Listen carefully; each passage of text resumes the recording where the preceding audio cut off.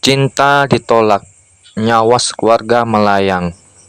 Kejadian ini sangat menggemparkan di daerah yang terbilang cukup aman, yang dimana kasus seperti ini hampir tidak pernah terjadi, yaitu terjadi di Desa Sebagunjaya, Kecamatan Babulu, Kabupaten Penajam Pasir Utara, Kalimantan Timur.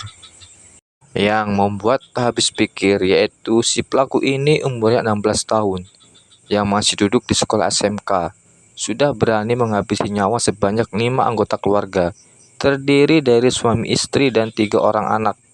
Salah satu korbannya masih berusia balita. Peristiwa sadis ini terjadi pada hari Selasa, tanggal 6 Februari 2024 dini hari. Gilanya lagi, si remaja ini sempat melakukan aktivitas tak senonoh kepada kedua korbannya yang berjenis kelamin wanita, yaitu ibu dan mantan kekasih dari si pelaku ini. Wow, bukan main. Telah diketahui identitas kelima korban, yaitu Waluyo 34 tahun, Sri Winarsih 34 tahun, Risna Jenitasari 15 tahun, Vivi Dwi Suryani 12 tahun, dan Zafi Aidil Adha 2,5 tahun. Sedangkan identitas pelaku adalah Junaidi 16 tahun. Kasus ini bermula di Desa Sebakung Jaya, Kecamatan Babulu, Kabupaten Penajam Pasir Utara. Di sana tinggallah Waluyo bersama istri dan ketiga anaknya. Sosok seorang Waluyo ini jarang sekali berinteraksi dengan lingkungan sekitar tempat tinggalnya. Waluyo memang jarang bicara dan dikenal pendiam. Ia dan istrinya juga tidak diketahui memiliki masalah dengan tetangganya, pun orang-orang di lingkungan tempat tinggalnya.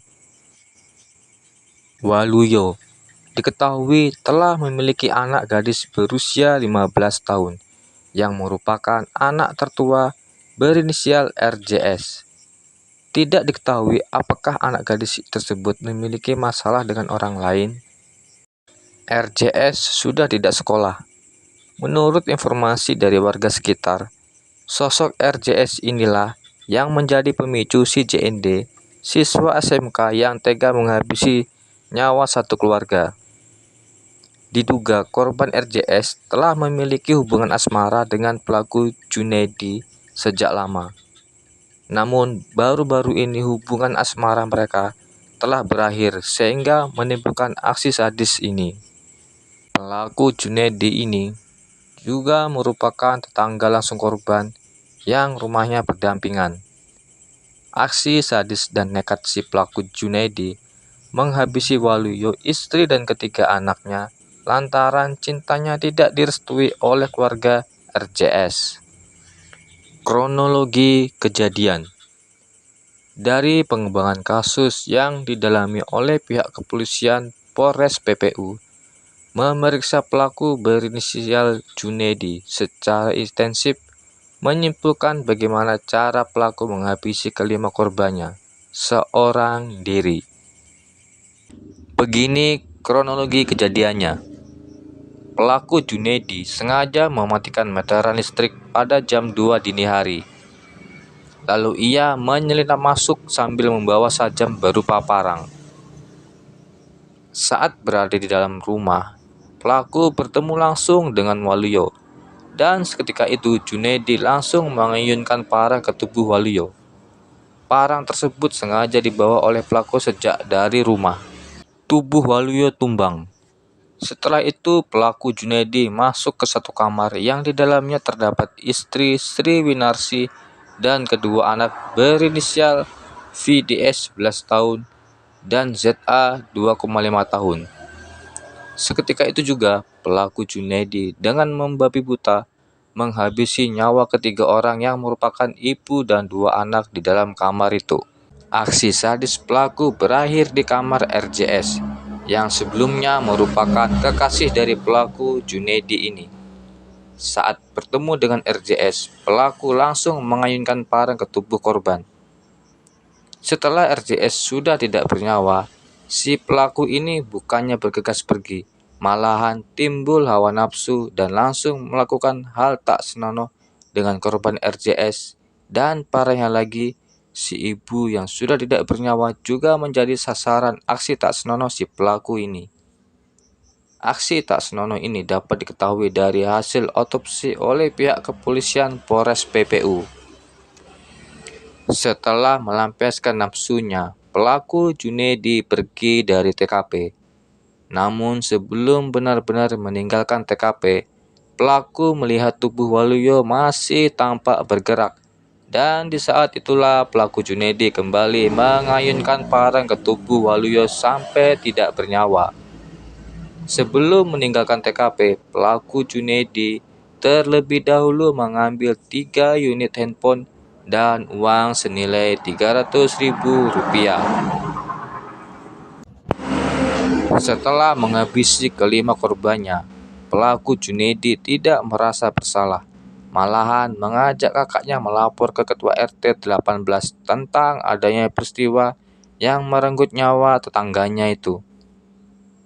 Kepada Ketua RT, pelaku Junedi bercerita bahwa dirinya melihat ada sekelompok orang berjumlah 10 yang melakukan aksi penyerangan terhadap rumah tetangganya itu. Setelah mendengar cerita dari pelaku Junedi, pihak RT langsung melaporkan kejadian tersebut ke pihak kepolisian. Polisi langsung datang ke TKP bersama Junedi. Di TKP, Junedi bercerita secara detail yang membuat polisi mulai mencurigainya. Rumah tetangga korban yang letaknya berdampingan juga turut diperiksa. Di sana, polisi menemukan pakaian yang masih terdapat noda darah. Rumah tersebut tak lain adalah tempat tinggal Junedi. Polisi pun mulai mencurigai Junedi. Junedi belum berstatus tersangka, namun masih sebagai saksi dan dibawa ke Polres Penajam Pasir Utara untuk dilakukan pemeriksaan lebih lanjut. Junedi terus berkilah bahwa dirinya yang bukan melakukannya. Namun kebohongan Junedi tidak bertahan lama setelah ditempa banyak pertanyaan oleh pihak penyidik. Akhirnya, Junedi mengakui perbuatannya dan status saksi naik menjadi tersangka. Junedi telah dikenai pasal 340 KUHP subsidiar pasal 338 KUHP junto pasal 60 ayat 3 junto pasal 76 huruf C Undang-Undang Perlindungan Anak dan diancam hukuman mati atau sekurang-kurangnya penjara seumur hidup. Kelima korban yang meninggal telah dievakuasi ke RSUD Penajam Pasir Utara dan dilakukan otopsi. Dari keterangan pihak RSUD Penajam Pasir Utara bahwa kelima korban mengalami luka parah di bagian kepala. Bahkan salah satu dari korbannya mengalami luka cukup parah di bagian kepala yang hampir terbelah. Untuk kelima korban meninggal sudah dimakamkan dalam satu liang lahat. Semoga kejadian seperti ini tidak terulang kembali.